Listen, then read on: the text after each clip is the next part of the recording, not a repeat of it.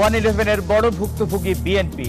কোকোর মৃত্যুবার্ষিকীতে বললেন নেতারা, ফ্যাসিস্টদের ঠেকাতে ঐক্যের ডাক জামায়াতের। বান্দরবান সীমান্তে মাইন বিস্ফোরণে আহত ৩, বিজিবির চাপে দিনাজপুরের কৃষককে ছাড়ল বিএসএফ। ৫ আগস্টের পর সীমান্তে কেটেছে ভারত ভীতি। হাসিনা যেটা ভাত বলতো সেটা হাসিনা শুনতো, আর এখন না শুনে না। তখন আমরা গোলাম ছিলাম, আমাদের বাংলাদেশের বিজিবির কাছে ওরা গোলাম জগিয়েছে, তখন তো আমরা পারিনি, এখন পারবো ভাই। দাবি মানতে ৩১ জানুয়ারি পর্যন্ত সময় দিয়ে শাহবাগ ছাড়লেন প্রাইমারি স্কুল শিক্ষকরা। সড়ক অবরোধে যানজট ভোগান্তি চরমে। যুক্তরাষ্ট্রে একদিনে ৫ শতাধিক অভিবাসী আটক। জন্মসূত্রে নাগরিকত্ব বাতিলে ট্রাম্পের নির্বাহী আদেশ স্থগিত। এবং আর্থিক দিক বিবেচনা করে বিপিএল এর দলের সত্ত্ব দেওয়ার পরামর্শ। আশরাফ অব্যবস্থাপনায় আস্থা হারাচ্ছেন বিদেশি ক্রিকেটাররা।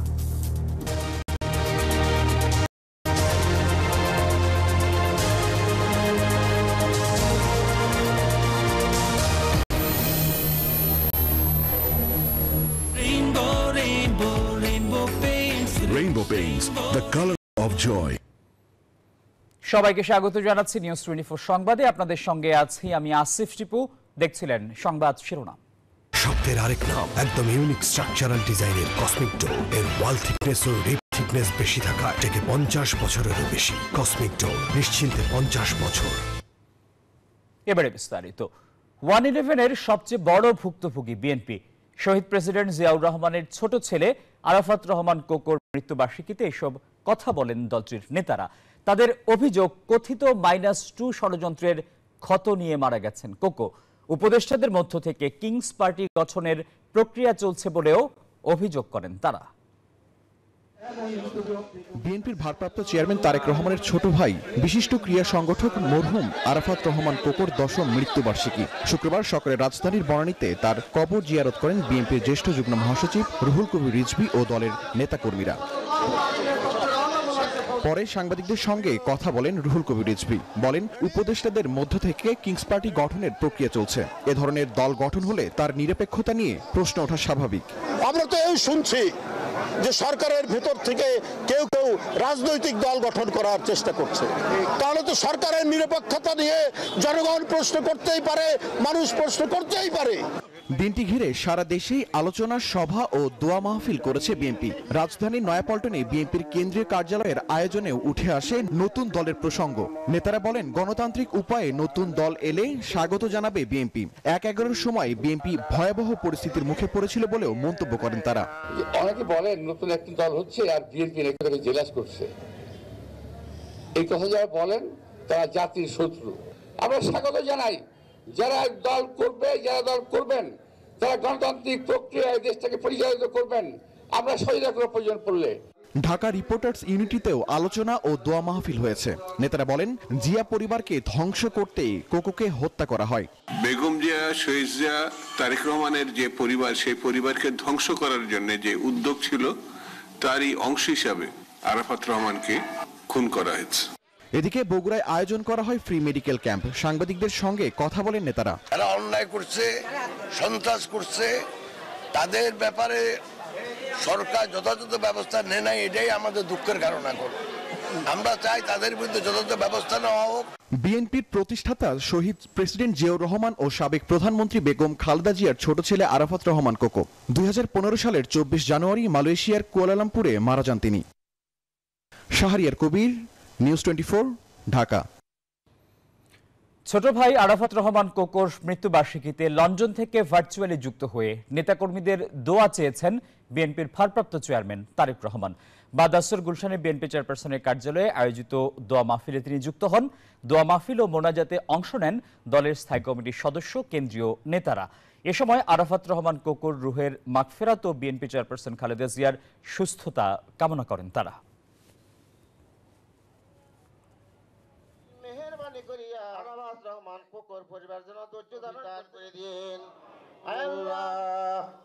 এই যে আমার ব্যাংক আরএফএল গ্যাস স্টোভ, এর সায়েন্টিফিক নজল আর ব্রাশ বার্নার তাপকে সমানভাবে ছড়িয়ে খরচ বাঁচায় 25%। আরএফএল গ্যাস স্টোভ, নিরাপদ ও গ্যাস সাশ্রয়ী। ISO-চার ফুড গ্রেড স্টেইনলেস স্টিলে তৈরি, যা নিশ্চিত করে জংবিহীন সিঙ্কের আজীবন নিশ্চয়তা। আরএফএল কিচেন সিঙ্ক, স্বাস্থ্যকর কিচেনের চিরস্থায়ী সমাধান। লন্ডনে চিকিৎসাধীন বিএনপি চেয়ারপারসন বেগম খালেদা জিয়ার শারীরিক অবস্থার কিছুটা উন্নতি হয়েছে। চিকিৎসা বিষয়ে বৃহস্পতিবার মেডিকেল বোর্ড গুরুত্বপূর্ণ সিদ্ধান্ত নিয়েছে এবং নতুন করে কিছু পরীক্ষার জন্য লন্ডন এবং বাইরে পাঠানো হয়েছে। বৃহস্পতিবার প্রেস ব্রিফিংয়ে বেগম জিয়ার ব্যক্তিগত চিকিৎসক ডাক্তার AJM জাহিদ হোসেন এসব তথ্য জানান। মেডিকেল বোর্ডের মতে বেগম জিয়ার শারীরিক জটিলতা ও বর্তমান অবস্থার পরিপ্রেক্ষিতে লিভার ও কিডনি প্রতিস্থাপন ঝুঁকিপূর্ণ। ওনার ছুটি হওয়ার সম্ভাবনা আছে কালকে, এটি সত্যি কথা, এবং কালকে ওনার এইখানকার চিকিৎসকরা যদি ওনাকে ছুটি দেয়, কারণ ওই কিছু কিছু রিপোর্টের জন্য আজকেও একজন চিকিৎসক দেখে ওনাকে কিছু পরীক্ষা করার জন্য দিয়েছেন। সেই পরীক্ষাগুলো আমরা কালকে করাবো, উনি দিয়েছেন বিকেলের সন্ধ্যার দিকে এসে সেগুলো করাবো। করে যদি সব ঠিক থাকে তাহলে হয়তো কালকে ওনার সন্ধ্যার দিকে ইভিনিংয়ে আওয়ারে ছুটি হওয়ার সম্ভাবনা আছে। বিজলি কেবলস যে কোনো স্থাপনার বৈদ্যুতিক সংযোগকে রাখে নিরাপদ। এর স্ক্রিন কোটেড ইনসুলেশন সম্পূর্ণ ফায়ার রিটার্ডেন্ট, তাই বিজলি কেবলস নিজেই নিজেকে নেভায়। বিজলি কেবলস, নিরাপদ আজীবন। ফ্যাসিস্টরা যেন আর ফিরে না আসে, সেজন্য দেশের প্রত্যেক নাগরিককে ঐক্যবদ্ধ থাকতে হবে বলেছেন জামায়াত ইসলামের আমির ডাক্তার শফিকুর রহমান। শুক্রবার সকালে কুড়িগ্রাম সরকারি কলেজ মাঠে জামায়াতের কর্মী সম্মেলনে তিনি এসব কথা বলেন। তিনি আরো বলেন, আওয়ামী লীগ সরকার উন্নয়নের নামে ২৬ লাখ কোটি টাকা পাচার করেছে, সেই ফ্যাসিস্টদের আশ্রয় আর বাংলার মাটিতে হবে না। এদিকে সন্ধ্যায় রংপুরে এক পথসভায় জামায়াত ইসলামের আমির ডক্টর শফিকুর রহমান বলেন, ফ্যাসিস্ট হাসিনা সরকারের নতজানু পররাষ্ট্রনীতির কারণে সীমান্তে ফেলানি হত্যা সহ কোনো হত্যাকাণ্ডের সুবিচার পায়নি বাংলাদেশের মানুষ। এখন তারা বাংলাদেশের সীমান্তে উৎপাত করছে। আমরা যেন কেউ চুরিচামারি না করি, চাঁদাবাজি না করি, দখল বাণিজ্য না করি, ঘুষের ভাগ না বসাই, মামলা বাণিজ্য না করি, এবং ফ্যাসিজম ফিরে আসে, ফ্যাসিস্টকে আমরা যেন কোনো ধরনের আশ্রয় প্রশ্রয় না দিই। মুজিববাদী একদলীয় সংবিধানের অধীনে বহুদলীয় গণতন্ত্র বাংলাদেশে অসম্ভব, এমন মন্তব্য করেছেন জাতীয় নাগরিক কমিটির আহ্বায়ক নাসির উদ্দিন পাটোয়ারি। শুক্রবার শাহবাগে বেসরকারি বিশ্ববিদ্যালয়ের শিক্ষার্থীদের উদ্যোগে March for unity and justice সমাবেশে একথা বলেন। তিনি বলেন, গণপরিষদ নির্বাচনের জন্য সবাইকে প্রস্তুতি নিতে হবে, এর মাধ্যমে বাংলাদেশের ভবিষ্যৎ নির্ধারণ হবে। জুলাই আন্দোলনে গণহত্যাকারী খুনি শেখ হাসিনা সহ জড়িতদের বিচারের আওতায় আনার জোর দাবি জানান শিক্ষার্থীরা।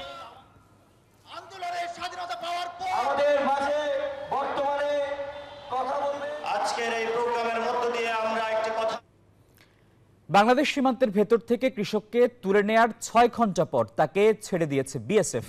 পতাকা বৈঠকের পর তাকে দেশে ফিরিয়ে এনেছে বিজিবি।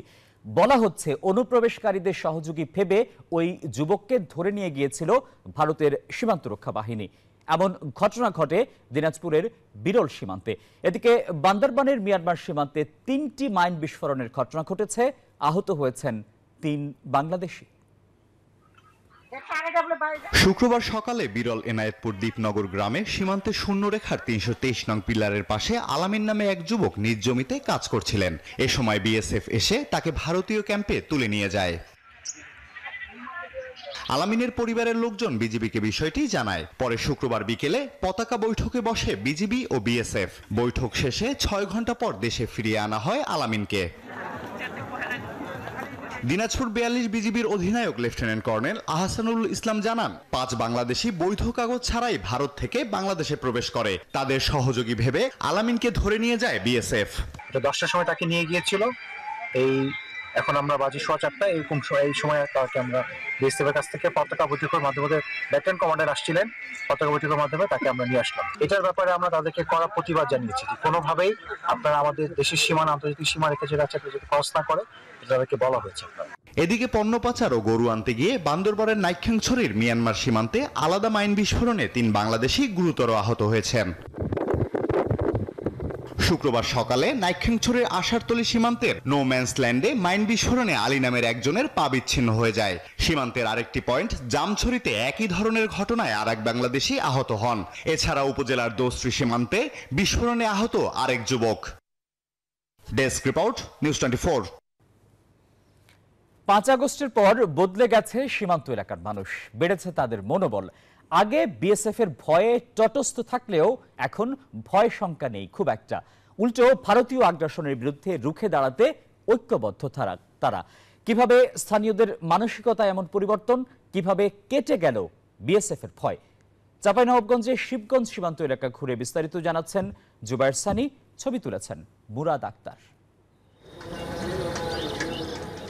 কুয়াশার চাদর ভেদ করে প্রতি ভোরেই ওঠে এমন সূর্য, কিন্তু 5 আগস্টের পর থেকে এই সোনালী আভা নতুন রূপে ধরা দিয়েছে সীমান্তবাসীর কাছে। সম্প্রতি ভারতীয় সীমান্তরক্ষী বাহিনীর যে কোনো অন্যায়ের প্রতিবাদে ঐক্যবদ্ধভাবে রুখে দাঁড়াচ্ছেন বাংলাদেশের মানুষ। আইন লঙ্ঘন করে কাঁটাতারের বেড়া নির্মাণ কিংবা জমি দখল, কোথাও ছাড় দিচ্ছেন না তারা। শেখ হাসিনা সরকারের আমলে যেখানে সামান্য প্রতিবাদ করতেও সাহস পেত না সীমান্তের মানুষ, সেখানে কোথা থেকে আসলো এত সাহস, সে বিষয়টি বুঝতে এবার চাঁপাইনবাবগঞ্জের শিবগঞ্জ সীমান্তে টিম নিউজ 24। সীমান্ত রেখার কাছাকাছি নিজের কৃষি জমিতে দেখা হলো 70 বছরের বৃদ্ধ নুরুল ইসলামের সাথে, যার সারা জীবন কেটেছে এই সীমান্ত এলাকায়। তিনি বলেন, 5 আগস্টের অভ্যুত্থানের পর মানুষের মনে যে দেশপ্রেম জাগ্রত হয়েছে, সীমান্তেও লেগেছে তার ছোঁয়া। হাসিনা আমলে হাসিনা করালে সবসময় বড় মুখ্যলি থাকতো, হাসিনা যেটা ভাত বলতো সেটা হাসিনা শুনতো, আর এখন না শুনে না। পাশের জমিতে কথা হয় আরো কয়েকজন কৃষকের সঙ্গে, তারাও বলছেন এ যেন এক নতুন বাংলাদেশ। আমরাকে মাথা নিচু করে থাকতে হয়েছে, কারণ যে আমরা যখন বর্ডারে কিছু বলতে গেছি, কোথায় থেকে হয়তো কোন কল হয়ে গেল, আমরা হাত গুটিয়ে চলে আসতে হয়েছে। আমরা যখন সীমান্ত এলাকায় বাস করি, আমরা দল বা নির্বিশেষে সবাই আমরা ঐক্যবদ্ধ থাকি, না হলে তো আমরা বসবাস করতে পারবো না। তারা যে কোনো সময় আক্রমণ করতে পারে। তখন আমরা গোলাম ছিলাম, আমাদের বাংলাদেশের বিজিবির কাছে ওরা গোলাম জগিয়েছে, তখন তো আমরা পারিনি, এখন পারবো ভাই। কথা হয় আরো কয়েকজনের সঙ্গে, তাদের দাবি সীমান্তে শান্তি বজায় থাকুক, বন্ধ হোক মাদক ও চোরাচালান। আমরা সীমান্ত চাই যে ভালোভাবে আমরা সীমান্তে চলাফেরা করতে পারি, আমরা যে খেতে খামারে জমিতে যেতে পারি, আমরা এটাই চাই, আমরা কোনো দ্বন্দ্ব চাই না। আমরা সুস্থ পরিবার চাই, বলার জন্য বলার এলাকার মানুষ সুস্থ পরিবার চাই এবং কাজ কাম করতে পারে দুদেশের লোক। প্রত্যাশা সম্ভাবনার নতুন বাংলাদেশে দুই দেশের আলোচনার ভিত্তিতে নিরসন হোক সীমান্ত সংকট। আওয়ামী লীগ সরকারের 15 বছরের নতজানু পররাষ্ট্রনীতির ফলাফল ভোগ করতে হয়েছে এই সীমান্ত এলাকার মানুষকে। কিন্তু 5 আগস্টে হাসিনার পালিয়ে যাওয়ার পর নতুন উদ্যম পেয়েছেন সীমান্ত এলাকার মানুষ। তারা বলছেন, তারা এই নতুন উদ্যমে ঐক্যবদ্ধভাবে সীমান্তের যে কোনো সমস্যার মোকাবেলা করবেন, একই সাথে বাংলাদেশের 1 ইঞ্চি মাটি কেউ দখল করতে আসলে প্রতিরোধ গড়ে তুলবেন। জুবায়ের সানি, নিউজ 24, চৌকা সীমান্ত, চাঁপাইনবাবগঞ্জ। বিশ্ব অর্থনৈতিক ফোরামের সম্মেলনে অংশ নিতে সুইজারল্যান্ড সফর করছেন প্রধান উপদেষ্টা ডক্টর মোহাম্মদ ইউনূস। এই সফরের ফাঁকে আন্তর্জাতিক বিভিন্ন সংগঠন ও বিশ্বের শীর্ষস্থানীয় কয়েকটি বিনিয়োগকারী প্রতিষ্ঠানের প্রধান নির্বাহীদের সঙ্গেও বৈঠক করেছেন তিনি। সফরের 3য় দিনে অর্থনীতি ও জলবায়ু সংশ্লিষ্ট বেশ কয়েকটি আলোচনায় অংশ নেন ডক্টর মোহাম্মদ ইউনূস। এ বিষয়ে সুইজারল্যান্ড থেকে আরো জানাচ্ছেন মারুফা রহমান। ওয়ার্ল্ড ইকোনমিক ফোরামের 4র্থ দিনের মতো অংশ নিয়ে বাংলাদেশের অন্তর্বর্তী সরকারের প্রধান উপদেষ্টা ইতিমধ্যেই 2টি সাইডলাইন মিটিং করে ফেলেছে। পাশাপাশি বার্ষিক যে প্রধান যে সম্মেলন সেখানে তো তার অংশগ্রহণ রয়েছে। আজকে তিনি সাইডলাইন বৈঠক করেছেন আমেরিকান বিনিয়োগকারী রে ডালিও, মেরিনো ম্যানেজমেন্ট এবং ডালিও ফ্যামিলি অফিসের প্রতিষ্ঠাতার সঙ্গে। এছাড়াও আমের আলী রেজা এক্সিকিউটিভ কমিটির চেয়ারম্যান, জেনারেল গ্রুপ, তার সঙ্গেও আজকে তার একটি সাইডলাইন বৈঠক হয়েছে বিনিয়োগ সংক্রান্ত। আমি যদি পুরো সফর আপনাকে বলি, কারণ প্রধান উপদেষ্টার আনুষ্ঠানিক যে বৈঠকগুলো সেগুলো আজকে শেষ হয়ে যাচ্ছে এবং আজকে রাতে সুইজারল্যান্ড সময় রাত 1টার সময় তিনি এমিরেটস এয়ারলাইন্স করে বাংলাদেশের উদ্দেশ্যে রওনা করবেন। তিনি প্রধানত জোর দিয়েছেন বিনিয়োগের উপর। বাংলাদেশে এখন বিনিয়োগের সমস্ত সুষ্ঠু পরিবেশ রয়েছে এবং বাংলাদেশ বিদেশি বিনিয়োগকারীদের জন্য প্রস্তুত বলে তিনি জানিয়েছেন। এছাড়া জার্মানের চ্যান্সেলরের সঙ্গে কিংবা থাইল্যান্ডের রাজার সঙ্গে এবং সিগনিফিক্যান্ট যেই বৈঠকগুলো তিনি করেছেন সেখানে তিনি প্রাধান্য দিয়েছেন বিনিয়োগ, রোহিঙ্গা প্রত্যাবাসন এবং জলবায়ুর বিষয়টির উপর তিনি জোর দিয়েছেন। বিনিয়োগের বিষয়ে তিনি বাংলাদেশ, নেপাল, ভুটান এবং ভারত নিয়ে 4টি দেশ নিয়ে একটি নতুন অর্থনৈতিক ফোরাম গঠনের কথা তিনি বলেছেন। পুরো এই সফর জুড়েই প্রধান উপদেষ্টা 15টির মতো বৈঠক তিনি করেছেন এই পর্যন্ত। তো সবগুলো বৈঠকেই আসলে বেশ ইতিবাচক সাড়া তিনি পেয়েছেন। এটি তার চিরচেরা একটি আঙিনা, ওয়ার্ল্ড ইকোনমিক ফোরাম। তো নোবেল জয়ী এই বাংলাদেশের প্রধান উপদেষ্টা বিশ্ব দরবারে আগে থেকেই নন্দিত এবং পুরো এই ওয়ার্ল্ড ইকোনমিক ফোরামের যেই এবারেরকার সফর সেটিকে সফল বলে ধরা হচ্ছে। তো মোটামুটি এই ছিল আমার কাছে সর্বশেষ তথ্য। নিউজ 24 সংবাদে সময় হলো একটা বিরতির। আরো খবর নিয়ে ফিরছি, আমাদের সঙ্গেই থাকুন।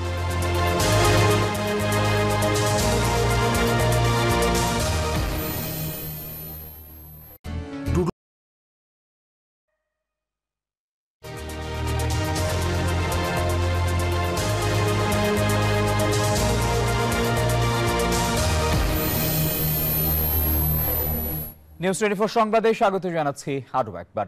দেশে এখনো কতিপয় একচেটিয়ার নিয়ন্ত্রণ বলে দাবি করেছেন গণসংহতি আন্দোলনের প্রধান সমন্বয়কারী জুনায়েদ সাকি। বলেন, চাঁদাবাজি এবং IMF ঋণ পরিশোধের কিস্তি পেতে পণ্যের দাম বাড়িয়ে সাধারণ মানুষকে ভোগান্তিতে ফেলবেন না। শুক্রবার জাতীয় প্রেস ক্লাবের সামনে বিক্ষোভ সমাবেশে সীমান্তে হত্যা, দ্রব্যমূল্যের ঊর্ধ্বগতি, নিয়ন্ত্রণহীন বাজার সিন্ডিকেট ও নতুন করে আরোপিত ভ্যাট ট্যাক্স বৃদ্ধির প্রতিবাদ জানিয়ে তিনি বলেন, বর্তমানে দ্রব্যমূল্য বৃদ্ধির কারণে আয়ের সঙ্গে ব্যয়ের সঙ্গতি না থাকায় ভোগান্তিতে সাধারণ মানুষ। সমাবেশে প্রধান অতিথির বক্তব্যে তিনি আরো বলেন, ভারতের সীমান্ত বাহিনী আইন ভঙ্গ করে বাংলাদেশের মানুষ হত্যা করছে। মানুষের আয়ের সঙ্গে তো ব্যয়ের কোনো সঙ্গতি নেই। যে পরিমাণ ব্যয় করতে হয় তার অর্ধেক মানুষ আয় করতে পারে না। ন্যায্য মূল্যে, স্বল্প মূল্যে, ভর্তুকি মূল্যে আপনারা পণ্য সরবরাহ করবেন। অবিলম্বে সীমান্ত হত্যা বন্ধ করেন। এখন পর্যন্ত সেই সীমান্ত হত্যা বন্ধ হয়নি। কয়েকদিন আগে সীমান্তে বাংলাদেশের নাগরিককে হত্যা করা হয়েছে। আমরা সরকারকে বলি, ভারতের কাছে জবাবদিহি চান। কেন তারা এখন এই সীমান্ত হত্যা বন্ধ করছে না? ভারতের সীমান্ত বাহিনী তাদের নিজেদের দেশের আইন ভঙ্গ করে তারা মানুষ হত্যা করছে। আমি এই চেয়ারে বসবো না। বাচ্চু ভাই, এই চেয়ারকে ভয় পেও না। ডেন্টিস্টের পরামর্শ নাও নতুন কোলগেট অ্যাক্টিভ সোল, যা দাঁতের সমস্যা শুরু হওয়া মাত্রই থামিয়ে দেয়। না থাকবে ব্যথা, না থাকবে ভয়। 10ম গ্রেডের দাবিতে রাস্তায় নেমেছিলেন সরকারি প্রাথমিক বিদ্যালয়ের সহকারী শিক্ষকরা। শাহবাগ মোড় অবরোধ করে শুক্রবার বিকালে বিক্ষোভ করেছেন তারা। সকালে তারা কেন্দ্রীয় শহীদ মিনারে সমবেত হন। প্রধান উপদেষ্টার বাসভবনের দিকে পদযাত্রা শুরু করলে বাধা দেয় আইন শৃঙ্খলা বাহিনী। পরে সড়ক অবরোধ করলে দেখা দেয় তীব্র যানজট। সন্ধ্যায় 31 জানুয়ারি পর্যন্ত কর্মসূচি স্থগিতের ঘোষণা দেন তারা। সরকারি প্রাথমিক বিদ্যালয়ের শিক্ষক শফিকুল আলম বলছিলেন, যা বেতন পান তা দিয়ে হিমশিম খান প্রতিনিয়ত। প্রাথমিক শিক্ষক যে যারা আছে তারা কিন্তু আর্থিক দৈন্যদশায় আছি এবং আমরা কিন্তু ঋণগ্রস্ত। এই 5 জনের একটা সংসারে কিন্তু আমরা প্রতিনিয়ত এই টাকা দিয়ে চলতে পারতেছি না, আমাদের বেতন দিয়ে এটা হচ্ছে না। শুক্রবার কেন্দ্রীয় শহীদ মিনারে সমবেত হন সহকারী প্রাথমিক বিদ্যালয়ের সহকারী শিক্ষকরা। তৃতীয় শ্রেণীর নয়, তারা চান দ্বিতীয় শ্রেণীর বেতন কাঠামো, অর্থাৎ 11,000 টাকার 13তম গ্রেড থেকে 16,000 টাকার 10ম গ্রেডে উত্তরণ। যেখানে শিক্ষকদের মর্যাদা সবার উপরে হওয়ার কথা, আমরা 1ম গ্রেড চাচ্ছি না, আমরা মাত্র ন্যূনতম রাষ্ট্রীয় সক্ষমতা বিবেচনা করে আমরা 10ম গ্রেড চাই। 17 গ্রেড থেকে 10ম গ্রেড নিয়ে আসে, তখন রাষ্ট্রীয় কোষাগারে অর্থ থাকে, শুধু শিক্ষকদের বেলায় অর্থ থাকে না। সমাবেশে একাত্মতা ঘোষণা করেন বিএনপি ও গণ অধিকার পরিষদের নেতারা। আজকে যদি ইঞ্জিনিয়ার, ডাক্তার, প্রফেসর, বিজ্ঞানী, যত বড় বড় অফিসার, সচিব ও প্রাথমিক শিক্ষকদের কাছে লেখাপড়া করি তারা প্রাথমিক শিক্ষকরা হবে প্রথম শ্রেণীর নাগরিক। শুক্রবার বিকালে প্রধান উপদেষ্টার বাসভবনের উদ্দেশ্যে পদযাত্রা শুরু করেন শিক্ষকরা। শাহবাগ এলাকায় তাদের বাধা দেয় আইন শৃঙ্খলা বাহিনী। এরপর সেখানেই অবস্থান নেন আন্দোলনরতরা। আমরা এই রাস্তা অবরোধ ছাড়বো তখনই যখন আমরা উপরের পক্ষ থেকে আমরা একটা সন্তোষজনক আশা ব্যক্ত পাবো। আমরা এখন 13তম গ্রেডে আছি, 2য় শ্রেণীর কর্মচারী। আমাদের 10ম গ্রেডের দাবি যাতে আমরা 2য় শ্রেণীতে উত্তীর্ণ হতে পারি। শিক্ষক কেন কর্মচারী থাকবে? এই কর্মচারীর ট্যাগ যতক্ষণ পর্যন্ত না যাবে ততক্ষণ আমরা এখান থেকে যাব না। শিক্ষকদের সড়ক অবরোধে বন্ধ হয়ে যায় যান চলাচল। আশপাশের এলাকায় দেখা দেয় তীব্র যানজট। ঋষাদ অর্ণব, নিউজ 24, ঢাকা। এলো instant milk powder happy cow, যেমন সাশ্রয়ী তেমনি পুষ্টিগুণে ভরপুর। আর এটা নিউজিল্যান্ডের গরুর দুধ। হ্যাপি কাউ, গরুর দুধের স্বাদ সবাই পাক। খুলনা মহানগরীর তেঁতুলতলা মোড়ে সন্ত্রাসীদের গুলিতে অর্ণব সরকার নামে এক যুবক নিহত হয়েছেন। শুক্রবার রাত 8:30টার দিকে ঘটনা ঘটে। নিহত অর্ণব কমিশনারের মোড় এলাকার নীতিশ সরকারের ছেলে। তিনি খুলনা বিশ্ববিদ্যালয়ের মাস্টার্সের শিক্ষার্থী। সোনারাঙ্গা থানার ভারপ্রাপ্ত কর্মকর্তা শফিকুল ইসলাম জানান, রাত 8:30টার দিকে তেঁতুলতলা মোড়ে এই ঘটনা ঘটে। অর্ণব ওখানে রাস্তার পাশে দাঁড়িয়ে চা খাচ্ছিলেন। এ সময় সন্ত্রাসীরা এসে তাকে গুলি করে। তিনি আরো জানান, পরে অর্ণব সরকারকে নগরীর একটি বেসরকারি হাসপাতালে নেওয়া হলে চিকিৎসক তাকে মৃত ঘোষণা করেন। হত্যাকারীদের ধরতে অভিযান অব্যাহত আছে।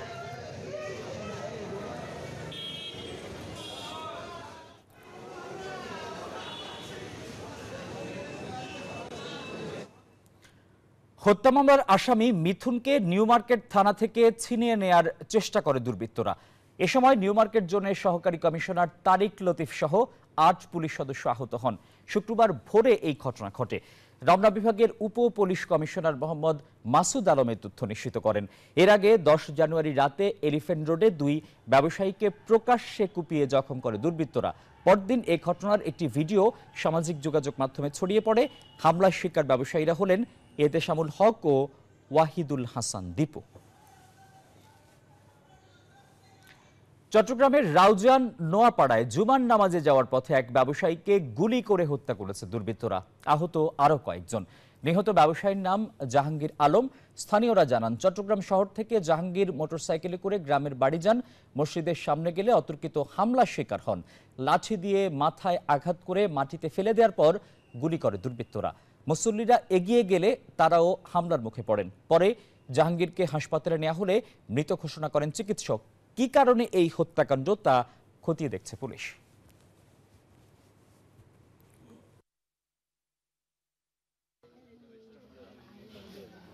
এবারে আন্তর্জাতিক সংবাদ।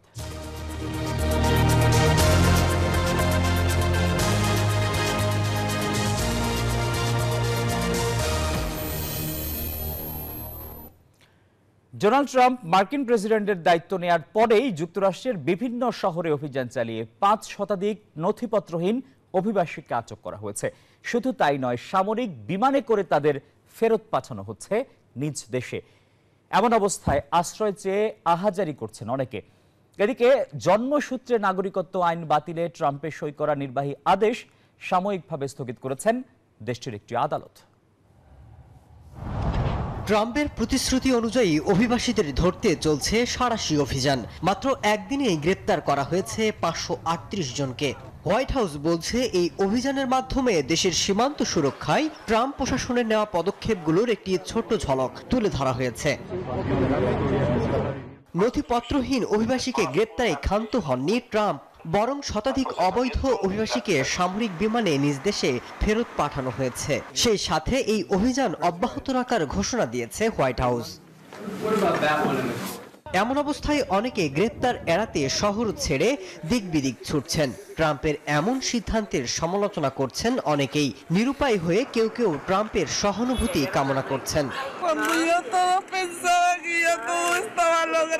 কি হবে আমাদের? আমার সন্তান আমাকে প্রশ্ন করছে, মা আমরা কোথায় যাচ্ছি? আমার কাছে কোনো উত্তর নেই, দয়া করে আমাদের আশ্রয় দিন। এদিকে জন্মসূত্রে নাগরিকত্ব আইন বাতিলে যুক্তরাষ্ট্রের প্রেসিডেন্ট ডোনাল্ড ট্রাম্পের সই করা নির্বাহী আদেশ অসাংবিধানিক বলে সাময়িকভাবে স্থগিত করেছে দেশটির একটি আদালত। এদিকে বিচারপতির এমন সিদ্ধান্তের বিরুদ্ধে আপিল করা হবে, এমনটাই বলছেন president Donald Trump. Masud Rana, news 24। এবারে জানাবো খেলার সংবাদ।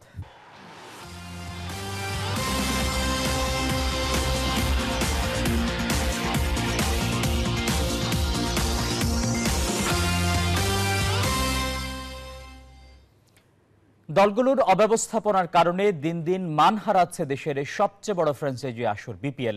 আর্থিক দিক বিবেচনা করে বিপিএল এর দলগুলোর মালিকানা সত্ত্ব দেওয়ার পরামর্শ সাবেক অধিনায়ক মোহাম্মদ আশরাফুলের।